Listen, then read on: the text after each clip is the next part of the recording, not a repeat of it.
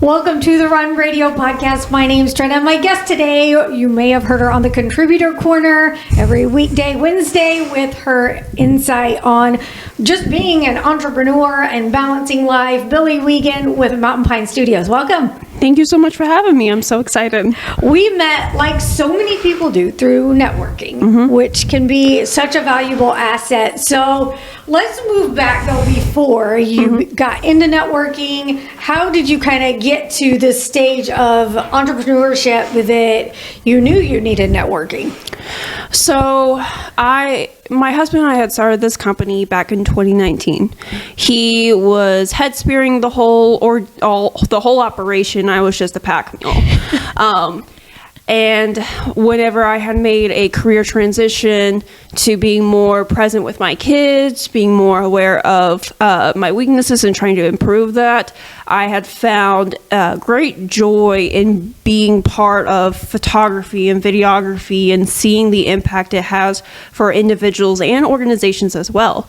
So I had decided to network to not only just build my community and build my business, but to also find those people where I can share that passion and that inspiration for photos, for videos, for art in general. So that's kind of where I saw the beauty of networking, just saw how impactful it is for an entrepreneur, as an individual, as an artist. So you said it was kind of like the brainchild that your husband was all into and everything like that. So what made you want to get involved into photography specifically? Because you could have just sat back and said, nah, I'll do scheduling. That's all I want to do. But you grabbed the camera and went for it. So I part of it was because I was very frustrated with how society is in treating just the employees. I've always been the employee aspect, always seeing just the day-to-day basic level and not really seeing the opportunity to grow.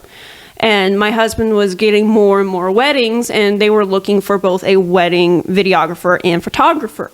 So I had stepped up as photographer to help him out, and just so we can close the sale. But I had started noticing the relationships I built within that photography moment. So creating those moments with the bride, the helping with the family, things like that. I took great joy in it. And then I also noticed the little technical things that people don't always see. And like it sort of became solving like a puzzle.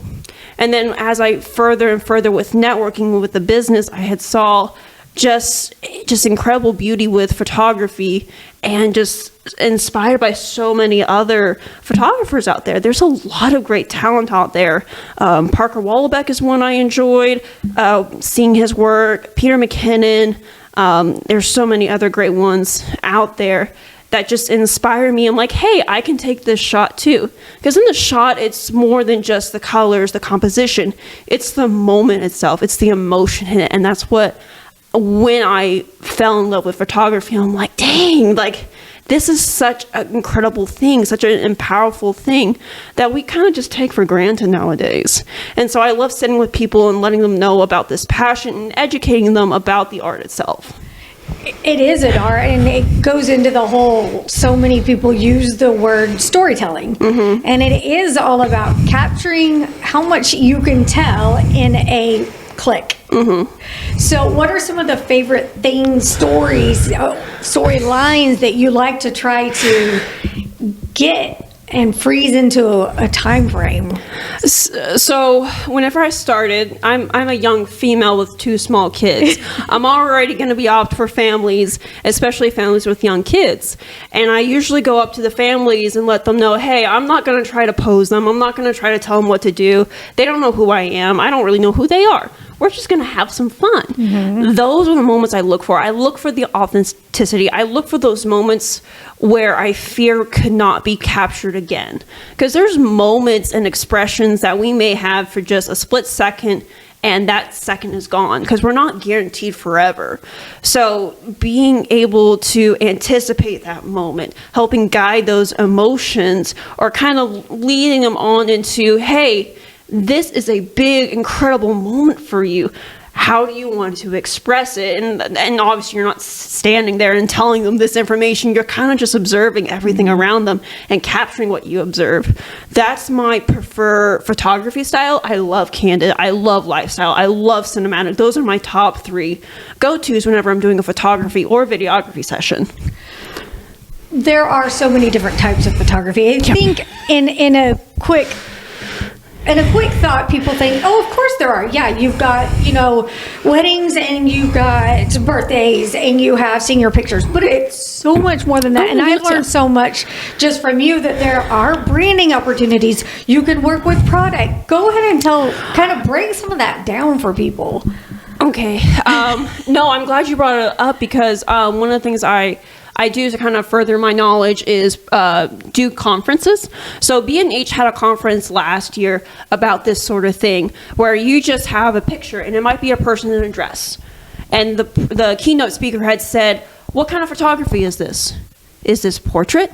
Is this fashion? Is this makeup? Is this, movement or branding? Like, there's so many niches that aren't very well known in the area, because it can get muddled down real easily, and people can debate over, oh, this is clearly fashion, oh, this is clearly makeup, or anything like it. So my tidbit is, if you aren't sure what kind of style it is, look at the subject itself. What is the subject doing? What is their face doing? What emotion or expression are they using? If the attention is on the face, it's probably a portrait. If the attention is on the dress, it's more likely fashion. And those are kind of the little things I notice, and that's just one little area. You look at nature photography, look at all the little subsects that are in all of that. There is wildlife, there is landscape, there is mountains, and all sorts of different things that people just aren't aware of. And it's more comes back to the photography community that we have these kind of discussions. But like I said, I love letting people know about the range and the impact that photographers have with their art. What's your favorite kind? Oh gosh. Is it hard to pick? Well, a little bit. So I go back to my editing styles. That's kind of how I figure out what type of photography I like. I love portrait, that's for sure. I love branding. I love product. I love really any commercial work of photography. I love. But it's because of my editing styles of why I like them. So my 3 go-to is lifestyle. So lifestyle edits are going to be true to color. They're going to be, they might be a little bit warmer if it's outdoor versus indoor, things like that. Then there's cinematic, which is what Parker Wallenbeck and probably Peter McKinnon would use more too. These are going to be your teal and orange tones in your subject, especially if it's a portrait. And portrait can be senior, it could be couples, it could be anything with a human, essentially. They look for the warm tones in the skin, and they will enhance that in post. Same thing with teals and the cooler colors. They'll enhance them to be more of a complementary contrast. That's the best way I can describe it. And it's part of the reason why I like, whenever I first started, outdoor photography was my favorite because of golden hour. And golden hour is when you get that softest light. That's where you're going to get the teal and the orange. And that's where you're going to get the cinematic. It just looks gorgeous. And then over the years, I think I finally found my third style I really like. So it's Alessandro De Luca. Him and I collaborate quite a bit.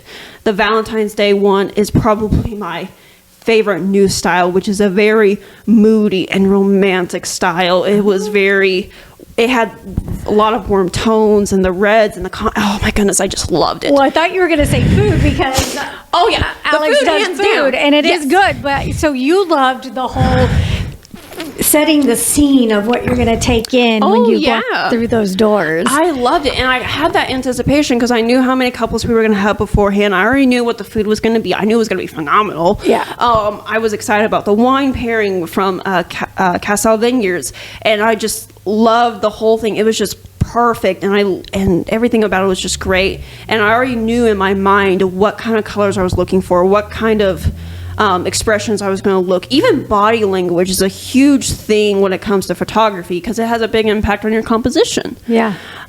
So I just, but putting all that into post, it was just incredible to see those images and just the romantic look of it. And Moody, I'm like, I did that, and I love it. Good. They were great. Thank you. And I'm looking forward to having more sessions like that where I kind of explore more than those first two, the lifestyle and the cinematic edits. I'm really looking forward to that. So let's talk about something that I don't want to say it's controversial, but we all have a camera in our pockets these days. Yep. And it's a great tool, but there are reasons to come to a professional photographer versus trying to do a professional job with an amateur camera. And can you kind of make sense of that for people? I'm not insulting. I mean, I love walking down the street and taking my nature walks and doing shots with my, phone camera. Yeah. But I also can't tell you the difference that you did on my branding photos. I mean, it's night and day. So tell people the why of that. So, I'll answer that with a story. I had sat down with a person. We had a B2B. I'm not sure if they're okay with the story. That's why I'm kind of hesitant to give out information. But this person had asked me to do their child's wedding, their wedding photos. I said, yeah, absolutely. I gave that child my price. I say child. This person's a full-grown adult. But for clarity's sake, you were talking to the parent. I was talking to the parent. I was talking to parents, grown adults, and I had gave them my price. And that's always the problem whenever people just, they go to a professional and they expect it to be an affordable price. I wasn't considered an affordable price. It's fine. I've been told no many times. And I moved on, didn't even think about it afterwards. But they had came to me and they had said that they had wished that their child had used me for their photos. And this person has photography background too. And I'm like, oh no, what happened? They had gotten the final result and the images were blurry, out of focus, misuse of lighting. I mean, I remember seeing one of the photos and I had seen that the subjects were dark and the background was so overexposed, and it was so sad to see that. But I mean, I legit thought it was a phone camera. I thought, okay, someone took their picture on their phone, and no, that was one of the end results. And so this individual is going back through all the photos and re-editing it for their child, and I probably would too. And it's because they had picked a photographer that was affordable. So there is that gamble. So what I love to do when someone asks about my services and my pricings, what makes my day is whenever they ask about my gear. Because photographers have gas syndromes, which is a gear acquisition syndrome. We like to collect stuff. Anything and everything that we think will benefit us, we'll take and use. So I love talking about how incredible and how lucky I am to use like my Canon R6 Mark II, which if you don't know, that's fine. But for me, it's a really good camera because it's great dynamic range. The shutter is great. ISO is great. Aperture is great. And that's mainly from the lens, but that's a story for a different day. So, and that's just where gas syndrome kicks in. Right. And I love talking to people and just educating them, letting them know that, hey, this gear does, this result. But I love to let the public know that this gear is not cheap. The one camera I really, really want is a Canon R5C. Brand new, that camera is $5,000. And the lens I want is a RF 70 to 200 millimeter lens at 2.8 aperture, which is a pretty penny for the lens. And people don't understand is once the job is done, it's done. I'm not a reoccurring service. You pay once and you're done.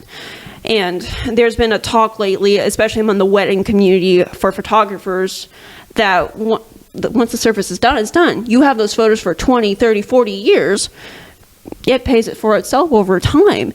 So educating the audience about using professional because it's going to be the quality.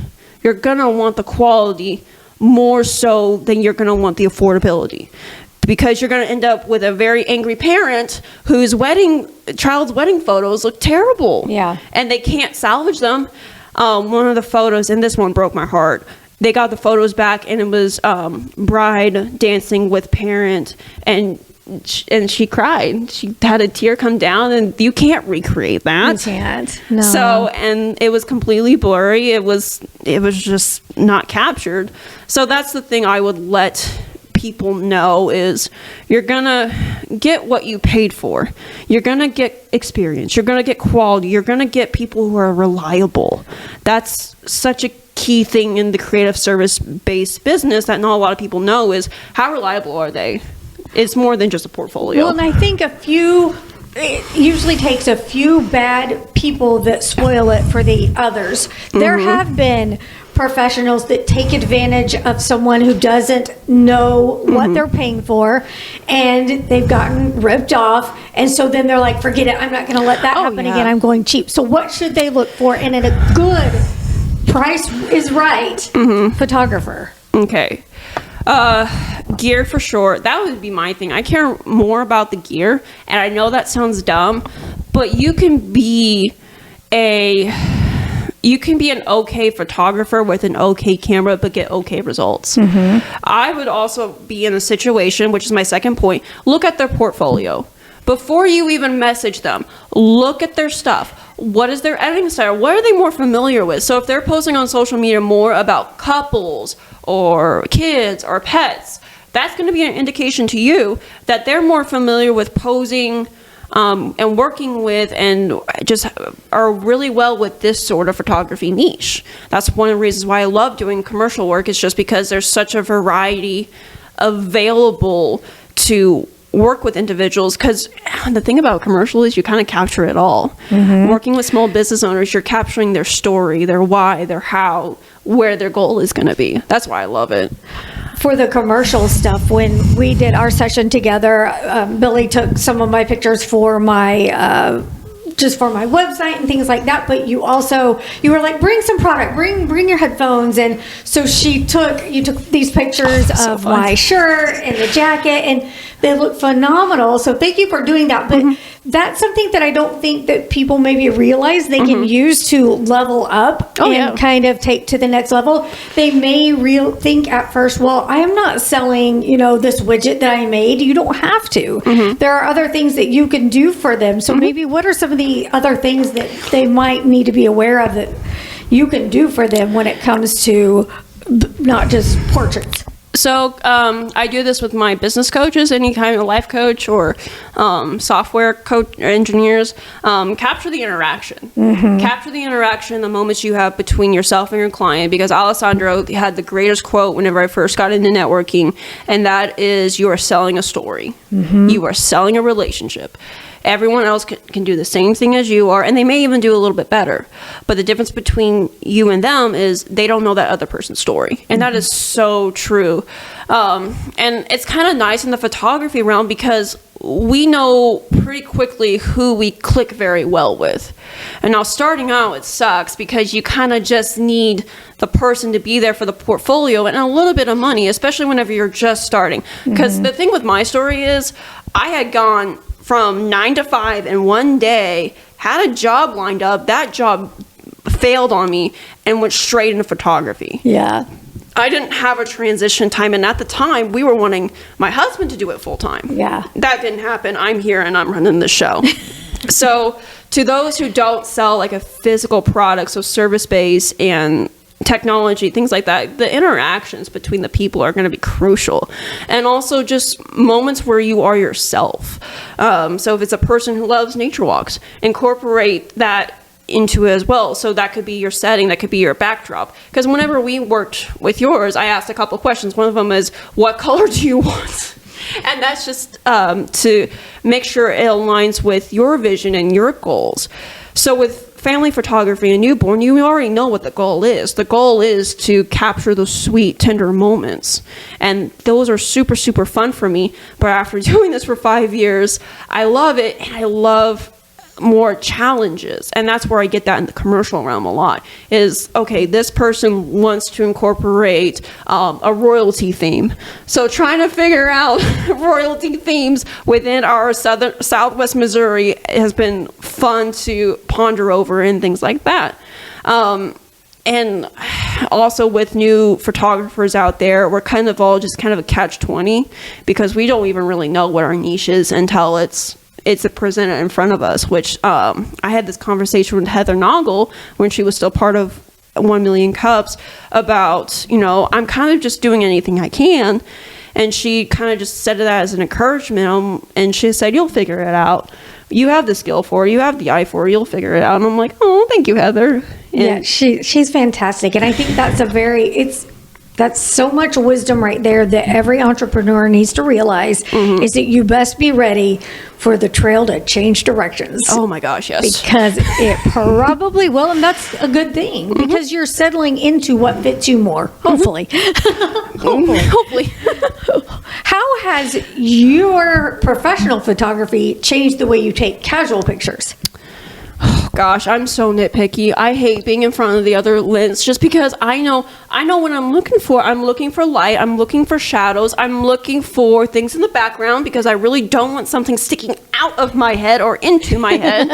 I overanalyze when it comes to casual pictures. And it sucks whenever you have two small children because I can't have them stay still for very long, especially my 18-month-old. She just takes off.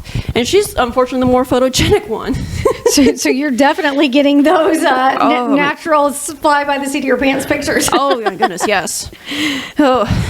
So has balancing, your home life and business been everything you thought it was, or more or less? It's surprising. It's not even surprising. It's just each day is a new day. It is a different day. So I have no idea if someone's going to email me, hey, what is your quote for this long of a photography session included with this videography? It's not something that's planned. There's not really much routine I can really do. It's when it comes to the professional photos or videos, I'm kind of just waiting to see what presents itself. And I always try to go in the mindset of that this is an opportunity, not only for them, but also for myself. Because I'm not a salesperson. You know me very well enough to know that I hate sales. I hate doing sales. And a lot of people are like that as well. Yeah. So if I can't relate to the fact that I'm trying to be a genuine person, trying to let them know that, hey, this is going to be XYZ because of, ABC. And then most of the time I just get ghosted at that point. No one follows up and I try follow up and nothing. And that's fine. That's the majority of photography right there. Because people like to shop around and that's fine. I get that. I'm a consumer as well. I get that. Yeah. And it's just, you don't plan for those things. You kind of just see the opportunity, you take it. And if it's there, great. Go on to the next one. If it's not there, that's fine. Keep going. There's a book out there that my father-in-law really hyped for business owners to read. It's called Going for the No. And that's pretty much that mindset right there is like, hey, anticipate that they're going to say no. Anticipate what obstacles they're going to present to you. And try to figure out the way to overcome those obstacles. Present your solutions to them beforehand. And I've seen a difference in what that mindset has done for my business personally. And that's part of the reason why I'm more extroverted than I used to be. 10 years ago, I would not be a business owner. I would not be a mom. I would be somewhere traveling the world teaching kids. That's honestly what I thought my life was going to be like. But life took a different course. I'm here and I'm really in the season where I'm learning what my weaknesses are, and I'm trying to find the opportunities and the best way to handle those weaknesses. And it's mainly for myself, is so I can be a better person, better entrepreneur, better mom, better wife, better, whatever facet I also touch in life. What are some of the ways you do that? Because you just touched on something that's really important, because we have to refuel and rest as just human beings. So I know that sometimes I have trouble even knowing what that is. I'm like, I need something to recharge, but what is it going to be? So I try to find multiple things in life that bring me joy. So that's baking, that's gardening, that's going out and riding one wheels, that's going and riding jet skis, that's spending time with my kids and having a movie night. But I don't overdo those joys, because at that point I'm losing motivation for my work. I'm becoming more of a procrastinator. I'm more of just sitting back and just watching everything go around me with not even a little bit of control, which I know is not the greatest advice, but having a little bit of control enough to see, okay, this is impacting me and it's negatively affecting me. I need to change something. I need to do something different. And that, and in situations like that, I'll just go to my computer, go back through some old photos, re-edit them to how my knowledge, my expertise is. And I'll honestly probably send those photos out to previous clients, like, hey, I did this. And it's just a good way of reaching out and following up with previous clients, which is a great tidbit for photographers. And just reconnect with people from the past. I'm not expecting those people to pre-book a session, but it's a good way for me being like, hey, I saw this, I was thinking about you, how was life going, and just touch base as a person. So having that balance of knowing what your joy is and taking the necessary dosage of each of those joys is a huge thing. That's one thing that I've been implementing more and more in my life. And I've also seen that's helped me with my prioritizing a little bit because, you know, Contributor Corner, I talk about prioritizing all the time because that's a really essential skill.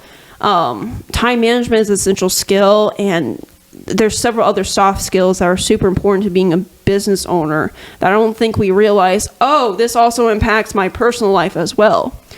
So that's a couple of tidbits. I'm sure I can talk on more and more about other strategies or skills that people can use to kind of help manage life a little bit. I think that'd be good. We'll have you come back and do that. But before we go, I do want to talk a little bit about some of the stuff. We are getting into the season of senior portraits, prom, Easter, spring, all that fun stuff coming up.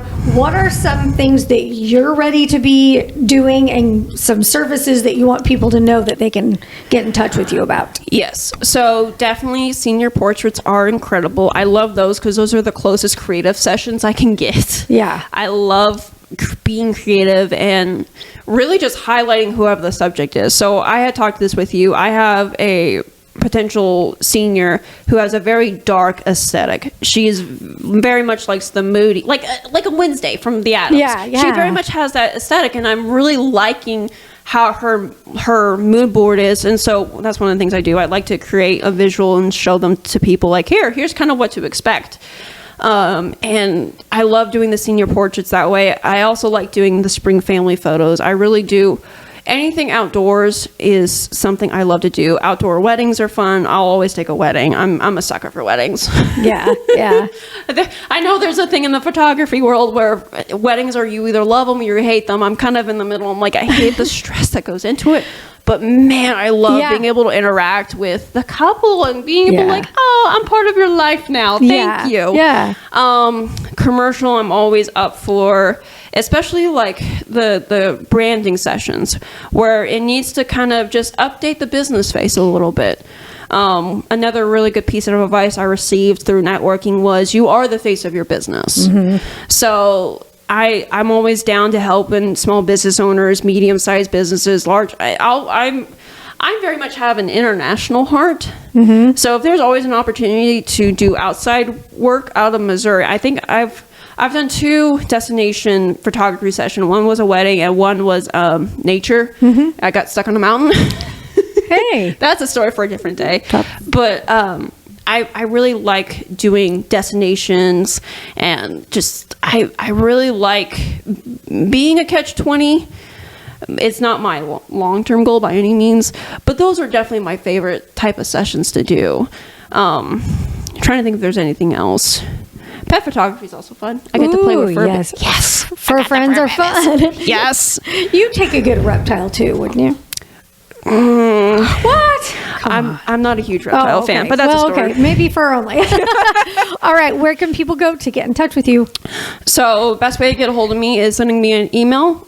You can find that on my website, mountainpinestudios.com, or you can send me an email at contactmpstudios@gmail.com. Thank you so much, Billie Wiegand, Mountain Pine Studios. Be sure you're following along at runradio.net.